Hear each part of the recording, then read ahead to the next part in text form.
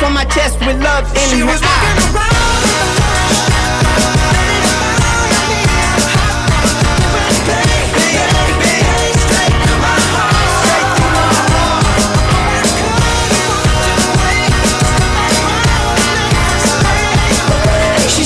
She shot me, bang bang. She shot me, bang bang. She shot me, bang bang. She shot me, bang bang. Scorpion, she's so hot, she's a scorpion, killing me softly, Lauren or Kevorkian. Couldn't tell if she's cuckoo or corky when asked her name and she said, call me 10. Testing, things just got more interesting. She's dressed in a vestin, double-breasted holster, a very western toaster. She ain't nothing kosher.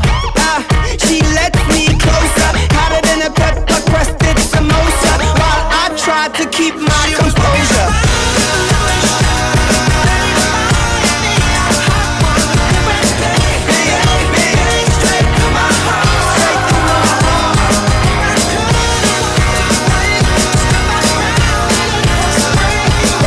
She shot me, bang bang. She shot me, bang bang. She shot me, bang bang.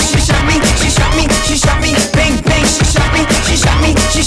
bang bang. Assalamualaikum warahmatullahi wabarakatuh.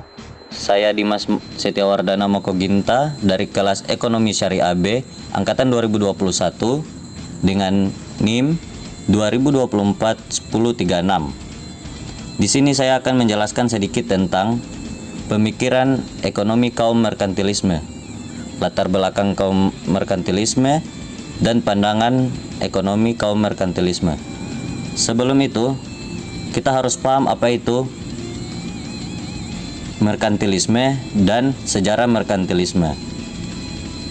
Merkantilisme adalah suatu teori ekonomi yang menyatakan bahwa kesejahteraan atau suatu negara hanya ditentukan oleh banyaknya aset atau modal yang disimpan oleh negara yang bersangkutan, dan bahwa besarnya volume perdagangan global teramat sangat penting. Merkantilisme merupakan praktik teori ekonomi yang sangat dominan terjadi di Eropa pada abad ke-16 sampai abad ke-18. Konsep ini dipromosikan melalui aturan-aturan ekonomi pemerintahan suatu negara dengan tujuan menambah kekuasaan negara dengan mengorbankan kekuasaan nasional saingannya. Konsep merkantilisme merupakan bagian dari ekonomi absolutisme atau monarki absolut. Kebijakan merkantilisme ini bertujuan untuk mengumpulkan cadangan moneter sebanyak-banyaknya lewat keseimbangan perdagangan positif, terutama perdagangan barang jadi. Pada masanya, kebijakan yang satu ini seringkali menyebabkan perang dan memotivasi suatu negara untuk melakukan ekspansi kolonial. Sejarah merkantilisme pada awal periode modern, abad ke-16 hingga ke-18. Ajaran ini sangat dominan diajarkan di seluruh sekolah Eropa. Kebijakan ini untuk pertama kalinya memicu intervensi suatu negara dalam mengatur perekonomiannya.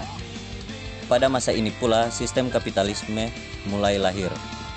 Dalam menjalani kebijakan merkantilisme, negara-negara Eropa ini melakukan banyak kebijakan-kebijakan seperti mengenakan bea cukai yang sangat tinggi, menciptakan koloni di luar negeri, melarang daerah koloni untuk melakukan perdagangan dengan negara lain, memonopoli pasar dengan port pokok, melarang perdagangan untuk dibawa pulang dalam kapal asing, subsidi ekspor, dan membatasi upah, dan lain-lain.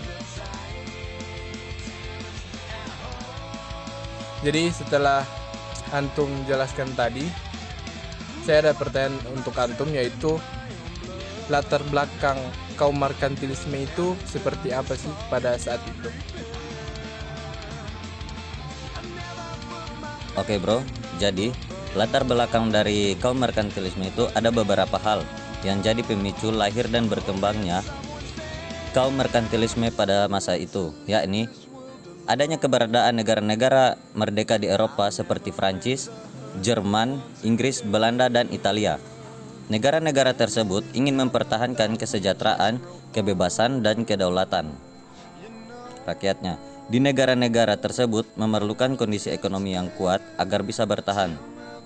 Ditetapkannya logam mulia sebagai standar ukuran kekayaan suatu negara. Adanya jaringan perdagangan, pelayaran, dan eksplorasi ke wilayah-wilayah baru. Oke. Jadi menurut antum, apa pandangan ekonomi kaum merkantilisme pada saat itu? Jadi, pandangan ekonomi kaum merkantilisme, negara penganut merkantilisme berpendapat bahwa satu-satunya cara bagi sebuah negara untuk menjadi kaya dan kuat adalah dengan melakukan sebanyak mungkin ekspor dan sedikit mungkin impor. Merkantilisme memandang kekayaan suatu negara diukur dalam bentuk emas dan perak, di mana semakin banyak emas dan perak yang dimiliki oleh suatu negara, maka semakin kaya dan kuat negara tersebut. Untuk itu, pemerintah harus mendorong ekspor dan mengurangi impor. Namun, hal tersebut tidak bertahan lama karena selain mendatangkan keuntungan bagi suatu negara, merkantilisme juga mengakibatkan kerugian dan penderitaan bagi negara tersebut. Negara penganut merkantilisme memperoleh kekayaan dengan cara memeras dan menguras sumber daya yang murah serta membayar upah buruh dengan sangat minim. Buruh, petani, dan rakyat biasa diperlakukan secara paksa untuk bekerja sekeras-kerasnya dengan upah serendah mungkin. Kaum merkantilisme percaya bahwa perdagangan adalah zero-sum game di mana sebuah negara hanya dapat memperoleh keuntungan perdagangan dengan cara mengorbankan negara lain. Apa dampak merkantilisme bagi bangsa Indonesia? Dampak merkantilisme bagi bangsa Indonesia. Datangnya Belanda ke Indonesia dan membentuk VOC. Raffles memberlakukan sistem sewa tanah. Adanya sertifikat sosial yang ditetapkan pemerintah Belanda, seperti golongan 1, orang Belanda dan orang asing kulit putih. Golongan 2, orang timur asing, dan golongan 3, orang pribumi.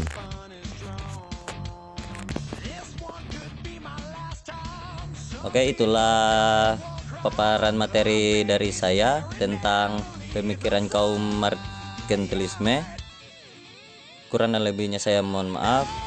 Wallahu muwaffiq ila aqwamit thoriq. Wassalamualaikum warahmatullahi wabarakatuh. Will you stay? Will you stay away forever? How do I live without the ones I love? Time still turns the pages of the book gets burned. Place in time always on my mind. I have so much to say, but you're so far away.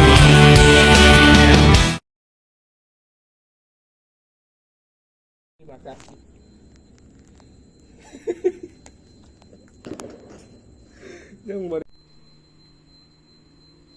Jadi menurut antum, setelah antum menjelaskan tadi, saya ada pertanyaan for antum. Jadi menurut antum, apa pandangan ekonomi pada zaman kaum merkantilisme? Tunggu salah. Oke, menurut antum apa pandangan Agar lancau tidak terputus, adakah selatus?